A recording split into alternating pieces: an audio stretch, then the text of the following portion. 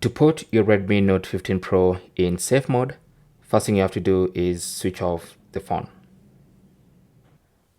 With the phone off, you want to press and hold the volume up and power button simultaneously. So press and hold, you're waiting for that Mi logo, and then you can let go of the power button. So there you go. Let go of the power button while still holding the volume up button, and that should put the phone in recovery mode. So let's just give it some time. There you go. We're now in recovery mode, and it's inside recovery mode where you'll see the safe mode option. Now keep in mind that here the touchscreen is not working, so you scroll using the volume rockers.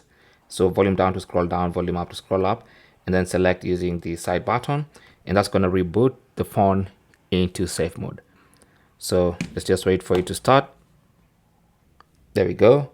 We are now in safe mode, and you can tell we're in safe mode because it's going to have this safe mode watermark in the bottom left corner. Thanks for watching, and good luck.